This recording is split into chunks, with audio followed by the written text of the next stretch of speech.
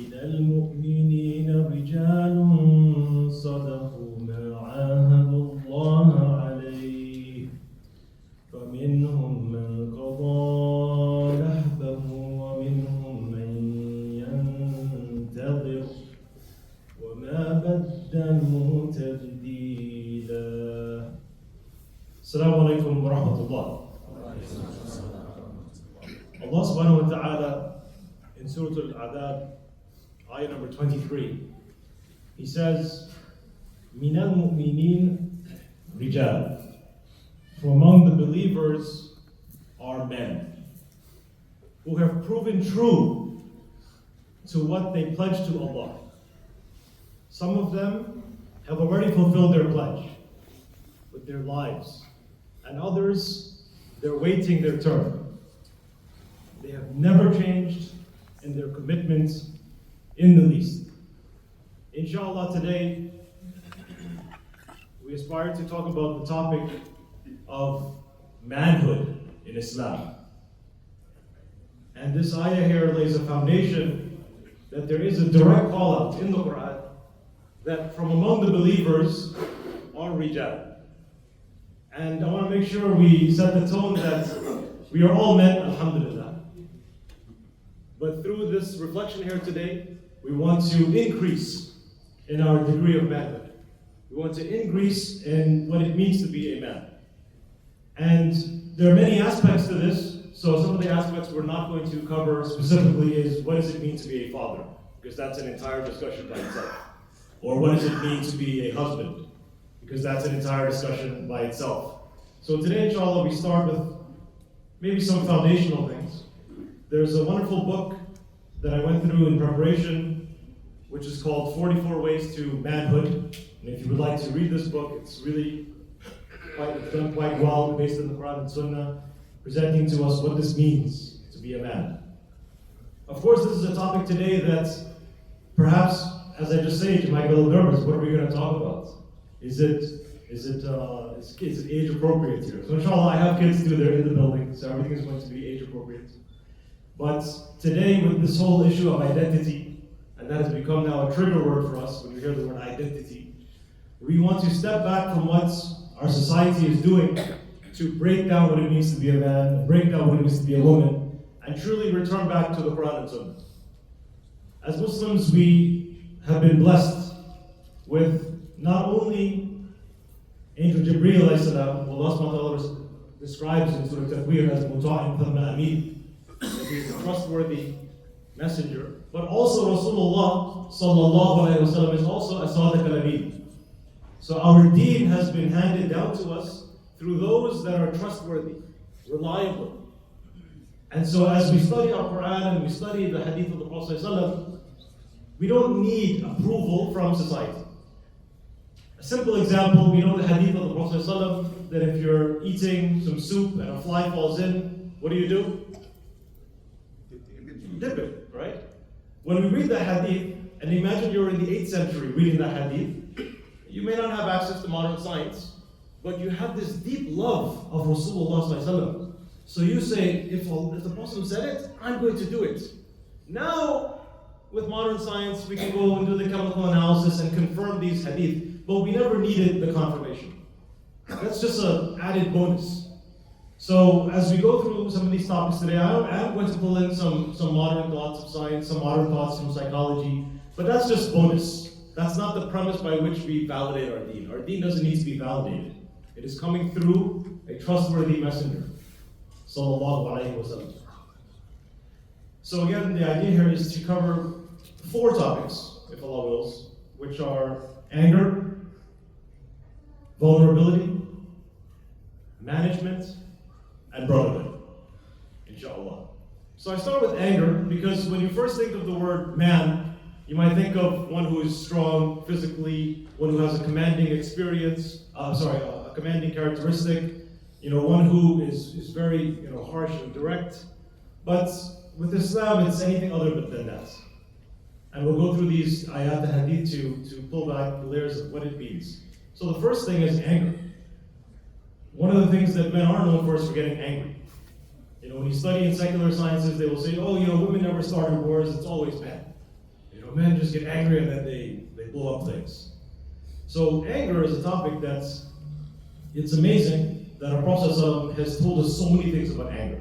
And hadith about anger are so much, we're just going to capture a few today. But Abu Hurairah radiallahu anhu reported in a hadith we find in Bukhari that a man came to the Messenger sallallahu alaihi wasallam and he asked him for advice. And the Prophet ﷺ, he said, "La taghdab, do not become angry." And he said, "Give me another advice." And he said, "La taghdab, do not become angry." He said, "Ask me another advice." And he said, "La taghdab." So the Prophet ﷺ, these two simple words that our children can easily memorize, and we should try to build our children up to memorize hadith and capture those words of the Prophet ﷺ in their hearts. This hadith, as one of my shaykh was explaining a few weeks ago, it doesn't mean don't become angry. It means control your anger. And he said something that was very freeing to me as a man, which I want to give you that gift as well, which is you have the right to feel anger. You have the right to be angry about the things you've seen happening in society. You have the right to be angry at times with the way things might be happening in your household. But it's how you deal with that anger. And we know Allah subhanahu wa ta'ala, way in Surah Fatiha, مَغْضُوبِ عَلَيْهِمْ. Allah feels anger towards a group of people. So if this was an attribute that was not praiseworthy, of course Allah subhanahu wa ta'ala would not express that. So anger, there is righteous anger, there is appropriate anger, but it's not something that we should allow to overwhelm us. So you have the right to be angry about what you see happening in society. But then you take that anger and you don't scream, you don't shout, you don't curse, but you channel that energy and then you say, how am I going to combat all this misinformation? How do I combat the misinformation about Palestine? How do I do that? It's not going to be through screaming and yelling, but through education. Any revolution that's based upon ilm will be successful. The one that is strictly based on emotion, it's just noise and then nothing happens. So first and foremost, understand that this anger that we have, it's okay, but we have to control it. Now the Prophet ﷺ, he taught us how to control this anger. And hadith we find in Ibn Hibban, it's been authenticated by Sheikh Arnaout, that the Prophet ﷺ, he said, when you feel angry, then sit, فَلْيَجْلِسْ. And if that doesn't help, then lie down. So I'm going to take a break and go into a little bit of psychology, which again, this is just bonus. But alhamdulillah, taking a number of psychology classes over the past couple of years, I'm able to see things in our tradition which are perfectly in line with modern psychology, and specifically an idea of positive psychology. But I need to lay a quick foundation for you guys before we get here. I'm from New York, and no one told me that in Central Jersey, you guys have bears walking around. I don't know if I would have moved here if I had known that before. But earlier this year, I got a text message to learn that there was a black bear walking around in, I think, South Brunswick. So imagine you were to be walking down Hose Lane, and all of a sudden you see a huge black bear. Here's the question. Two things happen. Something happens internally, and something happens externally. Internally, you get scared. Externally, your physical body, your stomach might start to churn. You might start to feel queasy, right? You might start to shake. So my question for you, and I'd like to get a quick response. What do you think happens first? Do you think you get scared first? Or do you think your body starts to tremble first? So how many say you get scared first? Okay. How many say your body trembles first? It's a minority opinion. So according to modern psychology, in this case, the minority opinion is the strongest opinion. That your brain sees your body reacting a certain way, and then it says, well, you must be scared because you're shaking. And you can think about like that, the Kung Fu master in your head, who's like always calm and chill because he does a lot of breathing, his body's like under control, and like nothing seems to faze him. So that's just a theory, Allah knows best. But it's very interesting if you look at that idea and then come to this hadith about controlling anger. What did the Prophet say to do? He said, if you're standing, فَلْيَجْلِسْ, sit. Change your physical position. What does that changing of physical position do? It breaks the cycle in your head. Your brain sees you do something, like, okay, maybe we need to change our state of thinking as well. And then the Prophet took it further. If that doesn't work, then do what? Lie down. Can you imagine lying down on your bed and being angry? From standing to sitting to lying down, you force yourself to make those physical movements. So this is the haqq that we have. That again, we have this bonus we can confirm with modern psychology. But the Prophet ﷺ, he taught us this 1400 years ago on how to hack your emotions. Because sometimes you just can't get out of it. So this is the power of our deen. And it goes to every single thing, this idea of the physical prayer we do. Our salah is not just sitting and closing our eyes and humming. It's not salah. Salah is something physical. You have to stand, you have to bow, you have to prostrate. Your body is seeing you do this. We start off the day with 2 rak'ah, and we have that barakah in the morning. So 2 rak'ah is enough to keep us fueled until the midday, and then Allah, does He give us 2? How much does He give us? 4. And there are theories about that the increase in numbers, because now you're in the middle of your workday, you're busy, you need more time, more rak'ah to break away from the Zoom meeting you just got out of. So you can truly connect with Allah subhanahu wa ta'ala. And so the Prophet ﷺ, he told us here how to regulate our emotions, specifically with anger, that you change your physical position. And so as men, this is one thing you can do. If you're feeling frustrated, get up and do something. If you're feeling depressed, get up and do something. There's a very popular book, it's called Depression Hates a Moving Target. But just from the title, you can figure out what it means. That if you're feeling depressed and sad, get up and do something. Go play basketball. Go, back someone down. Play some cricket downstairs. Whatever you have to do. So physical movements, as we do as men, we like to move. We like to do things. We like to do sports. There's actually a wisdom behind that because it gets you out of a funk that you might be in. So this is the first thing. It's this emotional regulation, which the Prophet ﷺ, he taught us.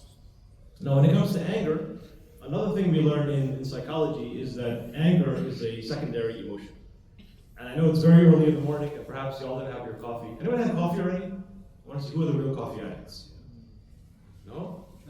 I already had half my coffee. The other half is sitting outside. I didn't want to bring it here out of respect. It's sitting outside. So, anger is a secondary emotion, meaning that when you find yourself in a state of anger, there's always something behind it that's actually going on. And this is where, as men, we need to increase our emotional intelligence. We need to really understand ourselves. We need to pause and reflect, why am I angry right now? What is it that's actually bothering me? How did I actually get here? Because oftentimes you might have blown something out of proportion, or we haven't taken the time to process something intellectually and really think it through. So anger is a secondary emotion. So don't think like that's the end-all be-all. There's something deeper inside. And knowing ourselves is, of course, critical. And taking time to see where we're going and how do we actually get there. So anger is something that we can really peel back the layers on. And it's something that's, as men and as starting to get older now, as I reflect upon my own childhood and all of the memories in my brain of growing up in the masjid, I've seen a lot of men get angry. I've seen a lot of men have bitterness. And it's terrifying how a community can fall apart because of just a few bitter old men. It's really terrifying. A few bitter old men that just cannot let go. So that's one side of it. But then also, don't expect you're not going to fight in the masjid. So although I have these really traumatizing memories in my head growing up in New York of brothers throwing fists in the masjid, you know what? It's okay, it happens.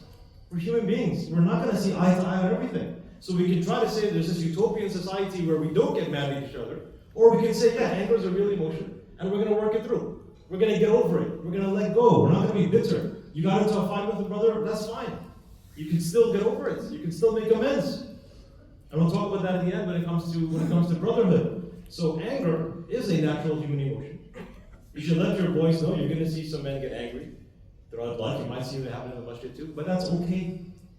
That's okay. It's part of life. So don't make emotions something that's scary that we can't observe and see happen. It's okay. And the Prophet he gave us the way out. Now, we are going to go a little bit PG here. So Sheikh, I'm going to mention a hadith, and if it's not worthy of being cited, then please correct me. But there's a hadith in Sunan ibn Majah about anger. and it's been rated Hasan, according to my research, but please correct me, where the Prophet he told us that on the Day of Judgment, the man who controls his anger, he will be brought forth and he'll be allowed to select from the Hur al-Ain who he wants. Good check? Good, alhamdulillah. So, if you don't have any motivation to control your anger, I don't know what else can motivate you as a man. I don't know what else can motivate you. You get to select. Now, on that point, this topic of Hur al-Ain, I was thinking about this a lot because I have young boys. And I explained to my son yesterday what that means, so he wouldn't be asking me today after the session. And traditionally, our grandfathers, our fathers, they didn't want to talk about this topic. They didn't want to quote that one ayah in Surah Nab'a, what it means, that the women are described that way. But I was reflecting over that, and it's in the deen, and as we know, there's no shame in this religion. So imagine now if instead of being scared of that particular topic, you actually talk to your boy when he's appropriate, and describe that this is what Allah has promised the men, and this is how Allah has described the women. And perhaps if you do that, then they'll never be interested in looking at code word, right? Perhaps if you actually just talk about those topics, then they'll realize there's nothing like scary about this topic. There's nothing that you're ashamed of this topic. It's there. It's in the Quran. It's in the Hadith tradition. So Allahu A'lam if that would work, but something for you to think about as a man, if you have boys, that maybe you just simply have a conversation about that. That men are promised wives in paradise, beyond just mommy. And that's okay. What's the big deal? Are we ashamed of our deen? Of course not. So think of how you can communicate that. And then again, that will prevent that other problem that I just mentioned the code word for from perhaps happening. And Allah knows best. May Allah protect our children. This is a major fitna today.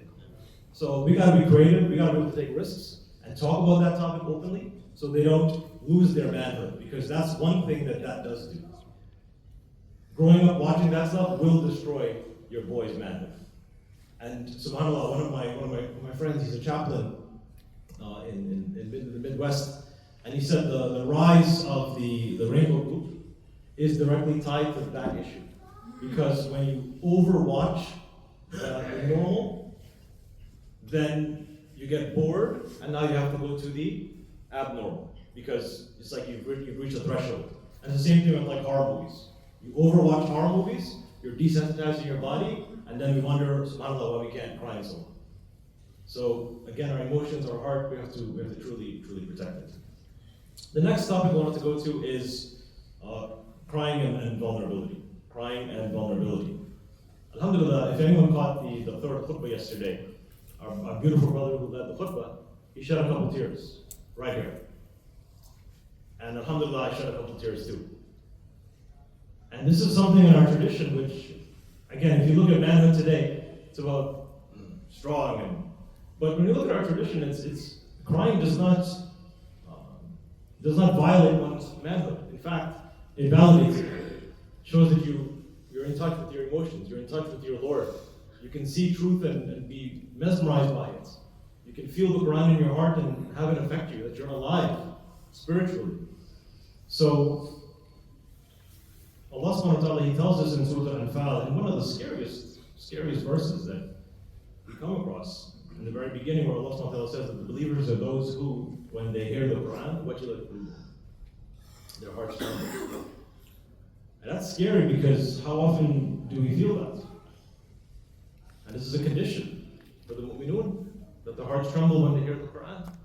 So that the fact that our hearts don't tremble perhaps as much as we want is indicative of the fact that we're not in touch with our emotions. We think Islam is just this intellectual journey. And we fall prey to that because we're trying to keep our Islam relevant, we're trying to keep our Islam to a point where we can respond to people attacking Islam. And I'm going to come to chapter 4, verse 34 in a minute, and how we spend so much time intellectually defending the deen, and then we forget about this aspect of the heart. So, crying and vulnerability. The Prophet ﷺ, in a hadith that's related in Abu Dawud and Tirmidhi, that a companion came to the Prophet ﷺ while he was performing salah, and he said that the Prophet ﷺ was sobbing, and that his chest sounded like a boiling kettle. Sobbing. in his salah. It's like a forgotten sunnah. May Allah help us. There was no one more manly than the Prophet ﷺ. And in his salah, they could hear him like a kettle. So there is an aspect here that we've completely lost. And this is, now because of feminism, we've swung this other side with this thing called toxic masculinity. And I don't care for all these terms, but again, just for reference, because we do live in this society. But now for a man to cry, it's like, what's wrong with you, man? Last night, Dr. Hatim at a lecture over at Al-Falah, he mentioned the incident that I wanted to mention, and alhamdulillah, he added an aspect to it that I didn't think about before, where we know the very famous incident, where Umar radiallahu anhu, he walks in on the Prophet ﷺ and Abu Bakr, and they're crying. Imagine if you walk in on two brothers in the masjid, you see them crying. You might just walk right out, like, I want to go to the next masjid. Where's the closest masjid? We'll go somewhere else, this is weird. What's wrong with these guys? Man up! He walks in, he sees them crying. And he said, tell me what made you cry so that I may cry too. And if I don't cry naturally, then I will make myself cry. Which is the second part of the hadith I really had not focused on enough until last night. And Dr. Hatim, he presented a term as he often does. He said that this is the, I don't know, left my brain. He said this is the emotional generosity of Umar, radiallahu anhu. That he's so generous with his emotions, that even if what they're about to tell him doesn't naturally make him cry, he will make himself cry so that what? He can relate to them. Imagine your brother is crying, and you go sit with him and you cry too. How validating that would feel for him. That yeah, I am going through something and someone else feels my pain. Again, we say that like, bro, what are you talking about? What do you want to do? You want to go knit a sweater now? But no, this is our tradition. So this crying, this vulnerability, it's there in our deen. And Umar is an individual who, of course, when we study him, we think of him as the ultimate man. The Prophet he made dua, and that dua was fulfilled around the 6th year of prophethood, that Allah subhanahu wa ta'ala, he strengthened Islam with Umar. Umar is the pivot point from early Makkah to the late Makkah period, where Islam was finally able to take off and the da'wah was able to really go strong. Islam was strengthened with Umar. And so growing up, we have this image of Umar being like the ultimate man. He's strong, he's pushing people around, he's hitting them with sticks, and those are the stories we narrate. But we forget just how sensitive he was. When he's the Khalifa, he goes out in the middle of the night, and he hears about that woman who's complaining about the Amir al-Mu'mineen, and he starts to cry. Because he knows he's going to stand on the Day of Judgment, he's going to be held responsible for everyone who is under his authority. So Umar is really a man who we can re-reflect upon. And that yes, he was strong when it came to the deen, but he was also a man in touch with his heart. And we need to do our best to try to bring that back, inshallah. Okay, now the fun part that you guys are warmed up. Chapter 4, verse 34. An ayah that is avoided. Brother will talk about it. It's going to get us in trouble. Of course, if you don't know, this is the ayah in the Quran where Allah subhanahu wa ta'ala, he starts off the ayah, الرِّجَالَ قَوَّامُونَ عَلَى النِّسَاءِ. And the ayah ends with a third option for handling a wife that is disobedient, which is striking. Now, I'm not going to go into the striking part because you're all Muslims. I don't have to really defend Islam. You guys already know what that means and all the refutations and all that jazz. But I want to look at it from a different angle. Imagine this particular situation that is described in the Quran. That's number one, Allah subhanahu wa ta'ala calls out the man that he is in a position of authority over his wife. So much so that if she disobeys him, and this is again, I'm not going to go into all the tafsir, go back and do it on your own. I'm just summarizing here to get to the point we want to make today. If she disobeys him, then he can advise her. So first and foremost, that station you have as a man of authority is a station that requires that you give advice, nasiha. You're not just sitting getting angry, you're actually giving advice. Ad-dinu nasiha. So that's one of our qualifications to attain that level of qawwam. And then then secondly, he does something which is very, very difficult actually, which again is glossed over because we jumped to the third part of the ayah. But he forsakes the bed, which is not an easy thing to do. That takes a lot of self-control. To say, no, I'm going to give up my right to help her figure out that she was wrong. And then the third part, which we mentioned again, which we mentioned before. So, is that time up? How much time we have? Sorry? 15 inshallah? Inshallah, we're going to get all 15. Imagine the situation that a man is able to rebuke his wife through this symbolic strike, we'll just say, for the sake of simplicity. And she listens to him and says, my bad. Can you just picture that in your head for a second? A symbolic strike from a husband to a wife. And she takes it in stride and says, you know what, you're right. I messed up. In order for that to be effective, you must already be in a position of authority. Right or wrong? Because if you don't have a position of authority and you try to do something like that, you're like, boy, what is wrong with you? What are you thinking? But in this ayah, when the man does it, she accepts it, and she corrects herself, and the situation and the marriage becomes better. One thing I will say from a refutation point of view is that this is not a disciplinary action. This is an action that is meant to bring about reconciliation. It's not, how dare you, and now I'm going to punish you with this. It's meant to bring her back to you. So what type of authority does a man have to have in his home that he could do something like that, and she turns to him and she says, yes, you're right. So, inshallah, I hope that brings a different light to this ayah, that it's not something we need to defend. It's something we need to figure out, how do I get myself to that standard? That I have that type of respect in her eyes, that she will allow me to discipline her. Now, if you're gaming 20 hours a week, it's not going to work. If you're racking up debt, it's not going to work. If you're spending more than her on Amazon, it's not going to work. You have to be living a life that commands authority. That when you then say something like, yes, you're right, my dear husband. And it reminds me of a hadith that, when you're a bachelor, you memorize certain hadith. It's just fun being a bachelor when you're Muslim. That the Prophet ﷺ, he said, أَيُّمَا إِمْرَأَةٌ مَاتَتْ وَزَوْجُهَا رَاضٍ دَخَلَتِ الْجَنَّةَ. If a woman dies and her husband is pleased with her, then she's granted paradise. And that hadith always mesmerized me. Because we don't have the same for men. We do not have the same. Allah set the standard that we are in a position of qawwam, authority. And if she obeys us and makes us happy, then she's guaranteed paradise. But again, if you're not living that standard that commands that type of respect and admiration and obedience, then don't expect it. So we have to work towards achieving that, inshallah. And inshallah we are, but the purpose of today's talk is to help us get to the next level.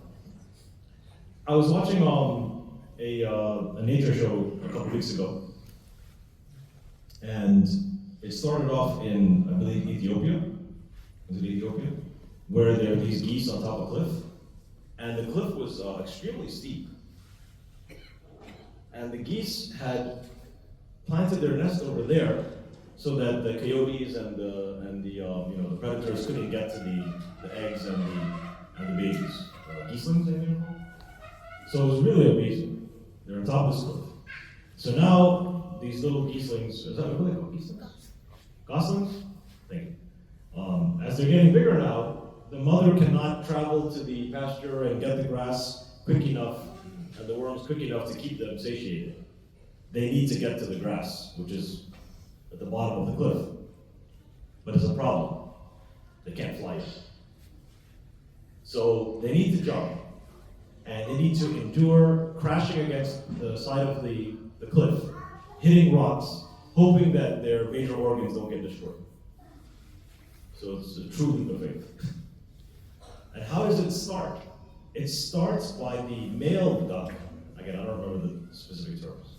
But the male duck, the father, goes to the edge of the cliff and he jumps first. And when he jumps, then the mother goes and she jumps. And then the children instinctively, because of their connection to their mother, they do something beyond reason, they jump. Now you might be wondering what happened, so just to fill that in, there were three that jumped. One of them died from hitting against the rocks. Another one fell at a particular location where a crow came and took it and snatched it away, and only one survived. So it was a sad story, but that's reality. But the point of that story is, even in the animal world, the male is looked as the leader. He kicks things off. And so we have this beautiful hadith of the Prophet that's in Bukhari and Muslim. Every one of you is a shepherd. And every one of you is responsible for his flock. The ruler is a shepherd and is responsible for his subjects. And then the key part.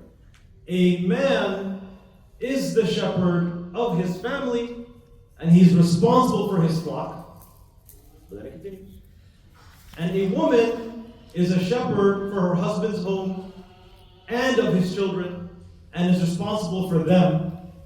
And the servant is a shepherd of his master's wealth and is responsible for it. So the topic of slavery at the end. So the key part in the hadith here to highlight is, again, we have explicit evidence from our Quran and Sunnah of the role of the man and the responsibility. Again, we don't care what's happening in modern society with gender definitions and role. We don't really care about that. All we care about is what Allah and His Messenger told us to do and how they define what it means to be a man and what it means to be a woman. So the man is the shepherd of his family. And we know Allah subhanahu wa ta'ala tells us in the Quran, Ku anfusukum wa ahlikum nara. That falls upon who? The man. It's our responsibility. Again, I went to this retreat a few weeks ago, and the Sheikh said very clearly that the man is meant to suffer in this world. Not suffer to the point of complete debilitation, but we have weight on our shoulders. That is why if the wife makes us happy, she gets the Jannah, because we have the weight. It's on us. Our children, our wives. We don't want them testifying against us on the Day of Judgment. Instead of teaching us Quran and Hadith, he was busy playing Call of Duty. We have this responsibility. We are in charge of our flock. And so we have this authority, we have this responsibility, and we have to take it seriously. And we ask Allah subhanahu wa ta'ala to grant us tawfiq. Every single man is the imam of his home. Every single man is the amir in his home. We are giving fatwa every single day in our home. We are, like it or not. So make sure you have knowledge, so you can make the best decisions. Beg Allah subhanahu wa ta'ala for knowledge, and for guidance, and for wisdom, and for kindness, and for softness, and for upholding the deen. So this is our responsibility. So when it comes onto this third topic of management, the first thing is we have to be the managers of our home. And of course, I'm going to say something just corny because I'm older and I get to do dad jokes. We have to put the man back in manager. No? Is it it? No, isn't it? I don't know. That's terrible. See, I tried. The second place we have to manage things well is in our workplace. In our workplace. Typically, men are the managers. Of course, that's shifting now, and we can talk about that perhaps another time. But when it comes to being in a management position as men, we want to follow the sunnah of the Prophet ﷺ. So the Prophet ﷺ, having so many hats and so many roles, he gives us an example of what it means to be an amazing manager. And one of the qualities of being a good manager is not having favoritism. It's not a manly quality to simply hire someone because you like them. It's not a manly quality to give this person a raise because that's your cousin. That's your brother. That's how you destroy a society and a civilization, when you do things like that. And Islam, and I want to talk about this another time, the keys to a civilization. And among them is genuineness and truthfulness when it comes to business. So the Prophet, I'll give you two examples. One, when it came time to build Masjid Nabawi in Medina, you would think that the person who gets to play the role of leading that effort might be someone who's from the Muhajir, right? Someone who's been there from the beginning. Like, let's give him the honor of leading this task, right? Or maybe it's the guy who's giving the biggest donation. He gets to have a prominent position in this. And we'll put him on the board, even though he doesn't really know anything, but he gave the most money, so he should just be there. No.